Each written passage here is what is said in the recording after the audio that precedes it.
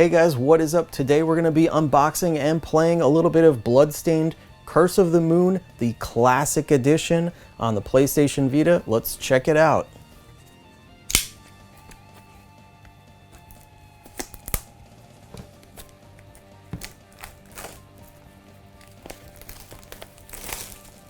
All right, here we have the box, and I love the design of this box because it totally reminds me of that first Castlevania game that I looked at the toy store over and over again before I finally had my money saved up and I was able to buy it.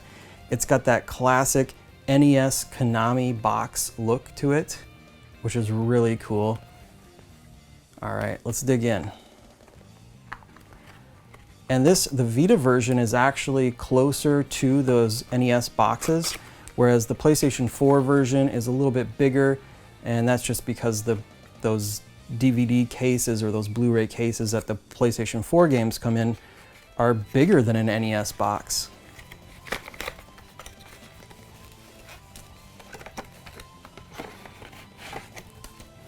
A little bit bummed that we don't have a piece of styrofoam like you got in the classic NES boxes.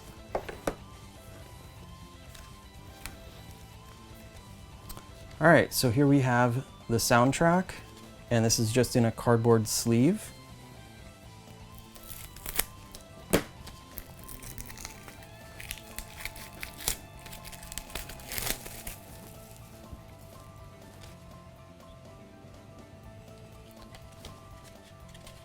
Looks like we have 41 tracks. All right, so here's the disc. And here we have the two-sided poster.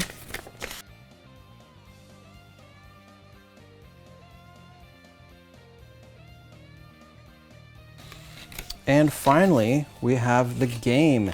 And it comes in a really cool limited run Nintendo style sleeve.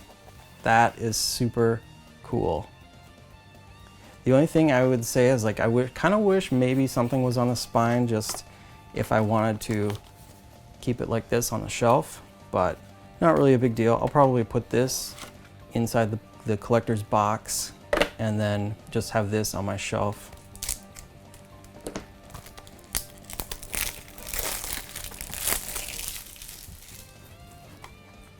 All right, and here is the Vita case.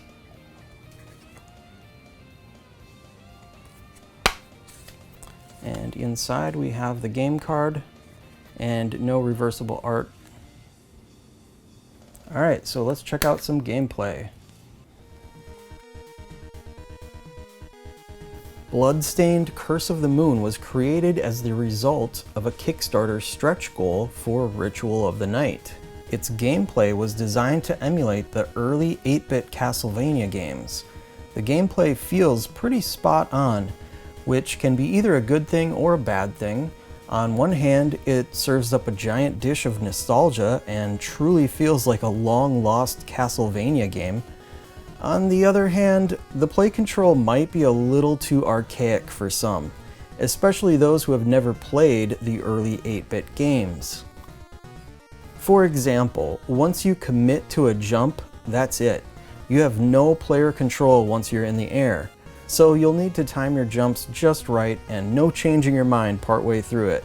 That's not to say it comes with all of the rough design choices. Some things do feel a lot better. For instance, you no longer get thrown back when your character is hit, if you choose. Yes, you actually have the option of enabling or disabling this classic frustrating Castlevania trait. And there are a lot of other modern features as well, like save slots, frequent checkpoints, and multiple difficulties to choose from. Additionally, there is no time limit to worry about either, so you can just make your way through at your own pace. I love the dark, spooky aspect of this game, and I feel like the retro aesthetic really adds to that. It makes it feel old, dark, and mysterious. At the end of the early stages, you'll be able to recruit additional characters. These characters have different abilities, and you can swap between them at any point. This essentially gives you additional health bars that you can swap to when yours is low. Optionally, at the end of the stage, you can choose not to recruit this character and instead absorb their power. So aside from the main character Zengetsu, who is a demon-slaying swordsman, you can also unlock Miriam, Master of the Whip, Alfred the Magician, and Jibel, who has many vampiric talents. The bosses and stages are well designed. There are a lot of additional routes and secrets hidden along the way. Some will even require certain characters to get through. A nightmare difficulty can be unlocked by completing the game after rescuing all allies. And there is a boss rush mode, which is a fun way to sharpen your skills and master those boss battles if you just want to have a quicker gaming session.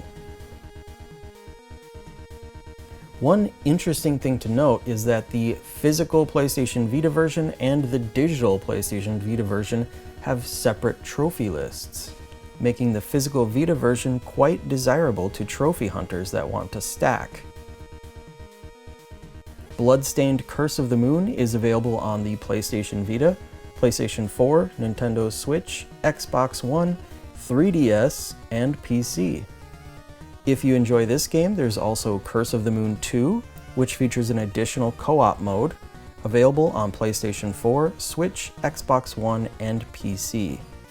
Alright guys, thanks for watching. Until next time, I'll see you later.